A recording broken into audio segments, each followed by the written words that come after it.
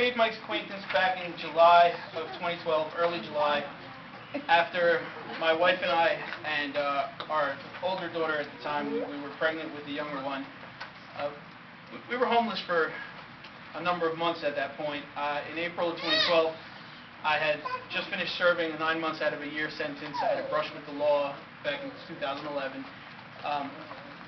When I came home, well, as a result of my incarceration, my wife had depended greatly on my income at the time, so she wound up being evicted from our apartment in Jackson.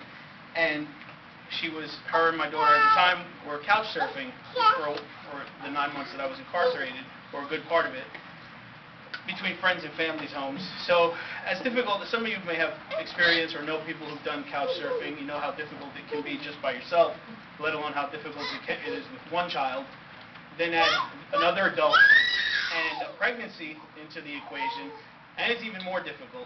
And eventually, when I made Mike's acquaintance, we were at the end of our rope. We exhausted all our options. We stayed at this one's house and that one's house and the other one's house, and that was just it. There was just no more couches left for us. Long story short, social services, the Board of Social Services in Ocean County had denied us help. We were getting some limited, we were getting food stamps, I believe, at the time, and Mary was getting a very small unemployment check that was getting ready to run out, and a few months left on it. It was nowhere near enough for us to get by. It wasn't even enough for us to couch surf, let alone find an apartment and get jobs and do all the things that you need to do to get back on your feet. So it was a Friday, about 4 o'clock in the afternoon. We were finally at the end of our rope, nowhere to go, sitting on the front lawn of Building 3 over there on Hooper Avenue, Board of Social Services. They told us, no, there's nothing we can do. They gave us a piece of paper, photocopied piece of paper with about 5 or 6 phone numbers on it that apparently they give out when they turn you away for housing, and it has the numbers of like the Atlantic City Mission and a bunch of different places. So I had some battery left on my phone. We had a little bit of food, and we kind of had a little picnic there on the front lawn while I was making phone calls. So one phone call led to another phone call, led to another phone call. I had a pad of paper and a pen, and I kept writing down people's names and phone numbers who had been referred to. Amongst those numbers was Step.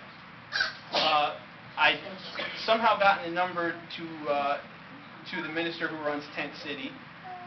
Somehow got the number to Jeffrey Wild, who at the time was Tent City's lawyer. I'm not sure if he still is, but he also runs the Coalition to End Homelessness.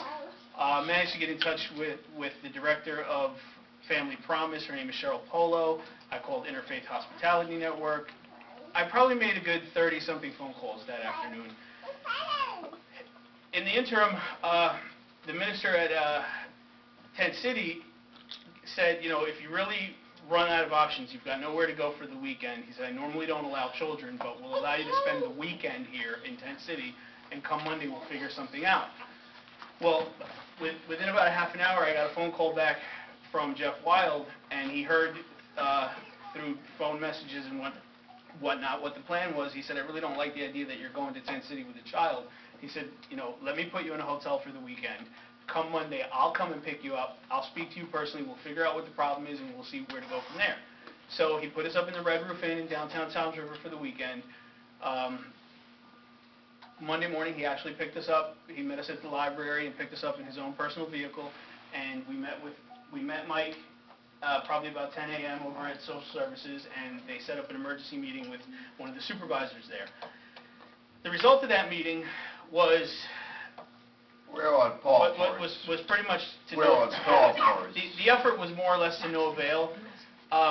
They maintained their position that we weren't eligible and appropriate at that time for benefits for a number of different reasons. Without getting into too much detail, there were just a lot of T's that weren't crossed, I's that weren't dotted, and it wasn't necessarily anyone's fault in particular. It was the circumstances in our lives at the moment, at that point in time. You know, I'd been incarcerated, we were homeless, we didn't have a lot of money or resources, we didn't have a car, we didn't have the right, identification and paperwork, just things that weren't all in place that they want in order to be able to provide you with services. You know, it's not just, here I am, I'm a human being who needs something. It's you've got to have the paperwork in order, unfortunately, because that's how they legally go about, you know, procuring funds to give you whatever it is you need, whatever grants are allotted for your TANF or your GA and your housing and whatnot, and they just couldn't see past those protocols and those procedures.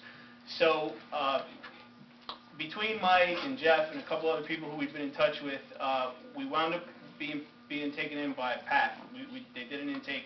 PATH works under Ocean Mental Health. I was actually beginning in the beginning stages of being a client at Ocean Mental Health for post-traumatic stress disorder and a number of other things that I was going through over the years.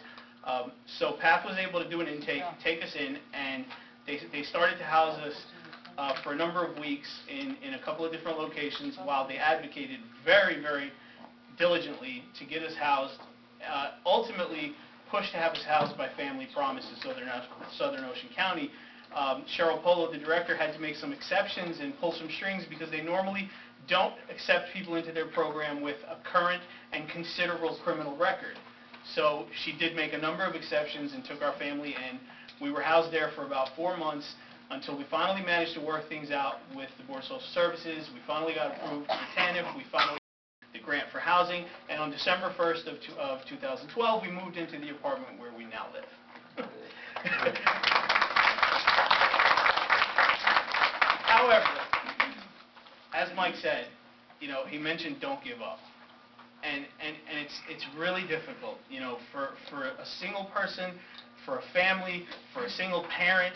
It doesn't really matter the situation when you're in the midst of a crisis, when you're either about to be homeless or you're in the midst of homelessness, and you couple that with whatever issues that you're going through, whether you have some kind of a mental or physical disability, whether you're dealing with an addiction, whether, you know, maybe you've already gotten through the addiction, but you need to go to meetings every day to keep that sobriety, you know, whether you've lost your job, you've lost a loved one, whatever the situation is that got you there, you know, chances are you didn't just do that to yourself. Nobody wants to be homeless. Nobody wants to be poor. Nobody wants to you know, have their life result in crisis and insanity. So for so many of us, it's very difficult to really keep a level head when you're in the middle of that, when you're just trying to tread water. It's so hard to really just take a moment to breathe, to speak to people in a polite and courteous manner, to fill out paperwork, to do things that would ordinarily seem so simple. It can be so difficult. You know, it can be so draining, especially when you don't know where you're going to rest your head at the end of that day. When 5 o'clock comes, the end of the business day, and those offices that you're dealing with close and everyone goes home, and you don't know where you're going, it's not. We can't all keep our wits about us. We can't all just go through the motions. And it's important to have advocates. It's important to have representatives. It's important to have support. We don't always have family and friends to support and help us. They can't always do it even if they want to. You know, so a lot of times we're on our own. And thank God for organizations like STEP and people like Mike and all the other organizations that are in place. And I don't know if now's the time for me to go on and discuss it, but at some point I will present to you an idea that I have that I think will allow us to better facilitate and better procure services and benefits for people in times of need and dire crisis. Very good. And we're going to Thank you. have a meeting with you and